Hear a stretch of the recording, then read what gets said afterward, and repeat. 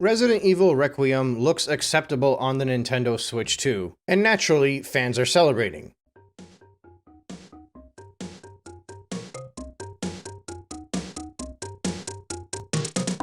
And they rightfully should. It's been over 20 years at this point, but generally speaking, when a third-party title comes to a Nintendo console, if it comes to a Nintendo console, the sacrifices make it often not worth the time for neither the buyer nor the developer. There does seem to be an understanding that that is no longer the case, but I think it is way too soon to suggest that. So a big reason why there is a lot of chatter around Resident Evil right now is because, visually speaking, compared to the Xbox Series S, the Switch 2 version seems to look a little better. There is the obvious elephant in the room, however, in that the Series S version is running at a stable 60 frames per second through the entire experience, whereas the Nintendo Switch 2 version drops down into the 30s in docked and potentially into the 20s on handheld. But you know, if you're just about the visuals and you don't plan on moving your character around, I'm sure it will more than suffice for the screenshots you're sharing online. Now, theoretically speaking, Capcom could, and probably should, have just made it a stable 30 or 40 frames per second, but then obviously at that point you can't say that the Switch 2 version goes up to 60 frames per second, even if that mostly occurs in small hallways where there's minimal noise on screen. This is very similar to how the Xbox One and PS4 versions of Resident Evil 4 would run in comparison to the next-gen stuff. But regardless, Capcom did make this game more than playable, and it's getting positive reviews, and deservedly so. We saw something similar a few weeks ago when Final Fantasy VII dropped on the Switch 2. In the case of that title, since it was basically a last-gen game, the compromise in order to keep the visuals as nice as they were was to lock everything at 30 frames per second. But Square Enix developed a commendable product. And we also saw something similar last year with Star Wars Outlaws. Ultimately, the point is something that we all have effectively known, is that if a team wants to take the time and effort to optimize these games for the Nintendo Switch 2, they can. And they can make it more than acceptable, even if it is inferior in comparison to the modern gen consoles. But obviously the problem here lies in the fact that third-party developers are going to be spending a lot of time and effort into optimizing these games for the inferior Switch 2. Between all of the budgeting they have to do for the actual development, as well as the additional marketing they need to do, they are very likely spending a whole lot of money on this to make sure that the game can run on the Nintendo Switch 2. And actually, this is something that we've seen fairly regularly with all of these third-party devs. They all talk about how much time and effort was put in so that they can release the game on the Nintendo Switch 2. These, of course, are only for the minimal amount of devs that are actually putting in that time and effort, like Capcom, like Square, like CD Projekt Red. And you probably should not be surprised, but the majority of the third-party devs that are not saying how hard it was to bring the game over to the Switch 2, those are the ones that are bringing over a product that immediately get met up with negative headlines. So obviously, getting a good optimized third-party game on the Nintendo Switch 2 is difficult. And I would argue for the major AAA titles, it's probably the hardest game to release games on. The Series S is much easier to optimize for when you're going from Xbox Series X to the Series S, as opposed to Xbox Series X or PS5 to the Switch 2. And even then, for the last 5 years, people have been complaining about the Series S. Not just the buyers, but the actual publishers themselves, or rather the developers. There were headlines all throughout the last 5 years about how much the Series S is holding back the modern generation. Developers would complain about how hard it was to optimize most games for the Series S, and likewise customers would complain because they felt like the Series S was holding back gaming. And the Switch 2 runs a vast majority of games worse than what the Series S does. Now ultimately, all this time and effort that's being put into it by the major AAA devs can end up being seen as worth it.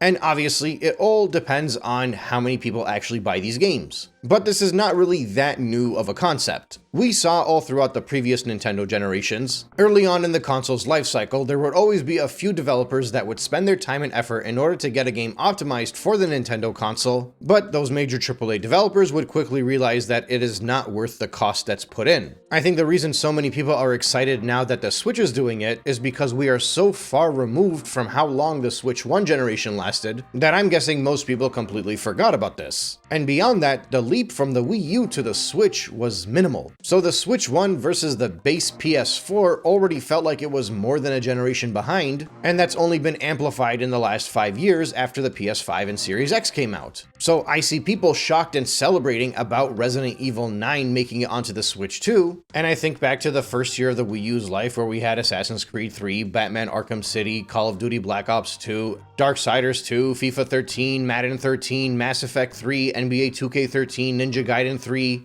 You get the point. Basically, the Wii U had 46 AAA third-party titles in its first full year, and the Switch only had 18. The numbers might be a little off, but it's close enough. A very big reason why the Wii U got all of that support early on was obviously because of the size and the success of the Wii user base. So the expectation of all of these third-party developers was that it was worth putting so much time into optimizing these games for the Wii U, with the hopes that the investment would pay off. And likewise, the reason that the Nintendo Switch didn't get that much support is because it didn't pay off for the Wii U. So naturally, with the launch of the Switch 2, the third parties are knocking again and they're taking another gamble. And if that gamble does not pay off in the first year or two of the Switch 2's life, especially if the PS6 comes out soon, what ends up happening is the third-party developers either stop supporting the Switch 2 altogether, or we go back to the same old story where you get the least effort possible in order to port those games over to the Switch 2, basically putting in a minimal cost for the small group of people that will buy it regardless. Personally, I think that's where the Switch 2 ends up, and there are a number of reasons why I think that. The games that release on the Nintendo Switch 2 are coming in at full price, especially the ones that launch day and date with the other consoles. So effectively what you're asking people to do is to spend the same amount of money on an inferior purchase. Now, in fairness, the Switch 2 is portable, but then you have to decide how many people are willing to sacrifice that kind of money for that portable experience, especially when the experience is not that portable. It's got a bad battery life, it's got a bad screen, then it's kind of massive. That's not to say that nobody will buy it because of those reasons, but it does take away some of that benefit. It also kind of depends on the game that you're playing. I can see somebody thinking to themselves they'd like to have a sports title like Madden or NBA, for example, on the go, even if it's inferior, so they can pick up and play a quick game while traveling, but that same person might see games like Resident Evil or Final Fantasy, or even Star Wars Outlaws, as the kind of game that they want to play on the comfort of their couch in their home setup. Now, obviously they could do that with the Switch, but if their plan is to only play it docked, at that point, they'd be more likely to buy it elsewhere. Because by now, many people have multiple options to play these games, even if there are individuals that will only have the Switch 2 as their only console. But ultimately, it comes down to whether or not you want to spend the same amount of money on something inferior. I got a Series X a few years ago. I mostly use it as a rental box. When there's a game that I want to play, if it's on Game Pass, I play it on that and then I just cancel my membership. I also have it stacked to the brim with emulators from almost every console generation. But even as a massive Nintendo fan that enjoyed the portability of the Switch, and the original Switch was the console that I used significantly more than anything else in my house, when there would be a game that releases both on the Switch and on the Xbox, I would always buy the Xbox version. And the main reason I would do that is because there was enough in the first-party angle, whether it's through the Nintendo Switch Online app or the actual first-party games that I have, there was enough on that already to keep me busy enough where I didn't really need the third-party game for the portability. I would just play those games on my Series X. And that includes like Sonic games. Like I remember Shadow Generations and Sonic Frontiers were games that I bought on my Series X. They ran fine enough on the Switch, but it didn't make sense to me to spend the money on the inferior product. And I say this, and I'm not even like a major performance and graphics snob. I would expect that significantly more people out there feel that way than I do. So if I'm saying it, there's going to be a lot more people out there that feel the same way. Now, this is also not really just a feeling on my end. This is not just vibes from NintenDeen. There is data to back this up. If you look at the most recent quarterly report that Nintendo released, it shows that in this current fiscal year of 26, basically since the Nintendo Switch 2 launched, during Q1 and Q2, the first-party portion was 67.2%. So basically, everything up until October 1st, 2025, indicated that 2/3 of the people that were buying games on the Nintendo Switch 2 were buying first-party games. Through those first 2 quarters, it actually looks impressive for Nintendo that the percentage is that high. It basically suggested that 1 in every 3 games that were purchased on the Nintendo console were third-party games. But if you recall, the only first-party games to actually release prior to that window, that October 1st date, were basically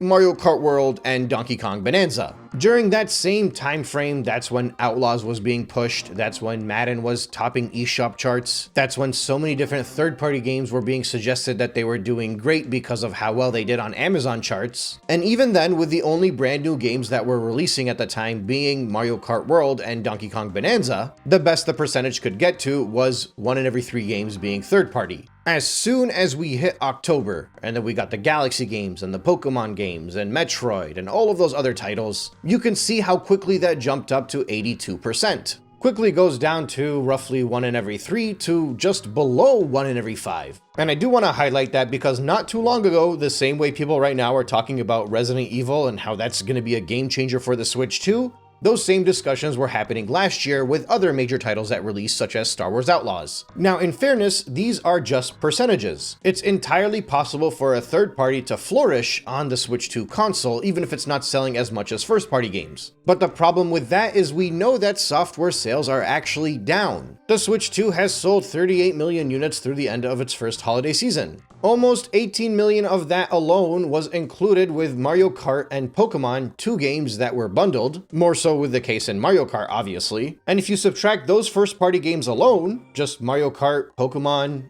Donkey Kong, and then in addition to that Kirby, all that's remaining is like 14 million games. In contrast, through the end of the Switch 1's 2017, they were sitting at about 52.5 million games sold, and none of those were bundled. So we know that software sales are down, and we know in the last quarter where they actually started to release first-party games, 80% of those software sales were still for first-party titles. I personally just don't see how realistic it is to expect third-party games to flourish in that regard, because they are having a hard enough time competing with first-party games. Final Fantasy VII Remake launched in Japan, and in its first week, the numbers that they managed to put up were comparable to like the Switch 2 edition games, like Mario Party Jamboree. And that's with obviously a much higher user base in Japan when Final Fantasy VII released in comparison to Jamboree TV back last year. And this is a game that many people assume is doing amazing. And even if you look at the American charts for January, looking at the Nintendo list, it shows that Final Fantasy VII Remake was the second best-selling Switch 2 game in the month of January. This is per the Circana data in the States, of course. So this has led a lot of people to assume that it's selling very well, and that the Switch 2 is carrying the sales of Final Fantasy VII. But then if you look at the total chart and you see that everything that was sold in the month of January from every console, Pokemon Legends ZA sits all the way down in 16th place. So the Switch 2 portion of Final Fantasy VII would have put it at least in 17th place, if not lower, because we actually don't know the gap between the Final Fantasy VII sales and the Pokemon Legends sales. But when you add the Xbox portion with the Switch 2 version, the additional Xbox numbers carries it all the way up to 9th place.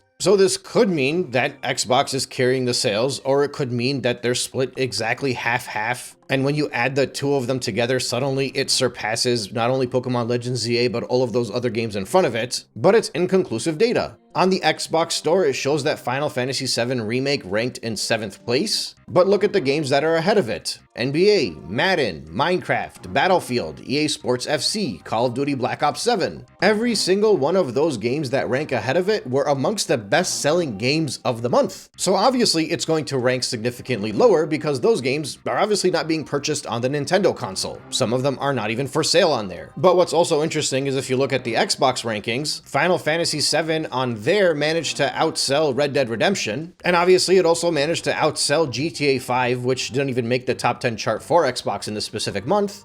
But both of those games, when you look at the top 10 games that were sold in January, across all consoles, they actually outdid Final Fantasy VII Remake. So on the Xbox console, the Final Fantasy VII Remake managed to outsell 2 games that were in the top 10, and then it lost to the rest of the top 10. But on the Nintendo console, it was just behind the 16th best-selling game of the month. Now, the Xbox data is still inconclusive because we don't know what the splits are for Xbox versus PlayStation versus PC for a lot of these cross-platforms games. But to look at the Nintendo chart and the Xbox chart side by side and come to a conclusion that Final Fantasy VII did as well as it did and ranked as high as it did because of the Switch 2 release is about as bizarre as a claim as me saying that the Xbox is the only reason that Final Fantasy VII Remake sold as well as it did that month. Actually, I would argue it's more bizarre to assume that the Switch 2 carried the sales, but that's because I'm basing it off of historical sales patterns when it comes to first-party versus third-party console sales on a Nintendo platform versus an Xbox platform. And this is strictly when you're comparing Final Fantasy VII on the Switch 2 versus the Xbox. When Resident Evil comes out, we're going to see early comparison of retail data that shows how many copies were sold on the Switch 2 versus the PS5. And I think it's going to be very clear that the PS5 is going to have more sales than the Switch 2, even at retail, even if the PS5 is much more favorable towards digital. And once we get that data, we're also going to have to remember that in Japan, that's the best chance for for the Switch 2 version to look better. It's going to be a lot more in favor of Sony in the States than it is in Japan, and in Europe, obviously. So basically, my conclusion from all of this is that there's going to be a lot of that same early power and effort put in by the major third-party developers, because they are trying to take advantage of these new and excited spenders that are looking for games to play on their Nintendo Switch 2. Some of the more optimistic ones are going to be putting in a lot of effort in order to optimize those games for that console, just like we saw a whole lot of them do on the Wii U, and we actually saw a lot of major third-party games come out to the Switch as well last generation. But I think those third-party developers will quickly realize that the effort that they're putting in order to get those games onto the Switch 2 probably will not pay off. I would argue right now Ubisoft, Capcom, and Square Enix will have the best chance at cementing themselves as mainstays for the Switch 2, but even in their case, I don't know if the additional cost and effort is going to pay off, which means they will either stop porting games over to the Switch 2 later on in the generation, or they'll start putting significantly less effort into the optimization for the console. Either way, it's going to be a very similar story to what we've seen throughout the years. But the unfortunate reality, for them at least, is a bit grim, because the reason why they are trying their best to get the market on the Switch 2 is because gamers are spending much less on titles now. And Sony is no longer finding it that worth it to keep the games exclusive onto their hardware. So these third-party devs are really hoping that the additional audience on the Switch 2 takes them to the heights that they want to be at, but it's a huge gamble, and for me, I think it is unlikely to pay off. We're already seeing with how expensive games are now that even amongst the first-party titles, the sales are down for the Switch 2 in comparison to the Switch 1 in their first years. I didn't want to make yet another video about how poorly Mario Tennis Fever is doing, because I've already made a few videos about that, but in Japan, it had a 60% drop-off in comparison to its first week, which is a very similar drop-off to what Aces had. The difference is Aces in its first week had over 120,000 games already sold, whereas Fever after 2 weeks is still sitting just below 55,000. And then yesterday we even got data from Spain in how well the first week of Fever did, and its launch week was down roughly 75% in comparison to what Aces did. So it's worse than in Japan and in the UK, which both of those were about 66%. So if first-party games are struggling and they're not selling nearly as well as the Switch 1 games were, their counterparts on the previous console were, and that is largely because of how expensive games have gotten today in comparison to past years, I just don't know how any third party expects to really break through on the Nintendo Switch 2, specifically the high-budget third-party AAA games. You'll have a few exceptions, and Resident Evil very well may be one of them, but I think these developers are quickly going to realize that the amount of money they're going to put into these games in hopes that the people on the Nintendo Switch 2 decide to buy them is not going to pay off, which again could lead to either them pooling it all together or deciding to lower the cost and effort to hopefully increase the profit margins for themselves if they get enough people to still buy in. But I think regardless, when Nintendo finally starts to release more first-party games, or maybe should I say, if Nintendo decides to finally start releasing more first-party games, and they're the highest caliber games that are the proper system sellers that people are looking for, I think it's going to once again be a very difficult battle for these third-party devs to justify using a huge budget and an ample amount of resources to get modern-gen games running on the significantly inferior Nintendo Switch 2.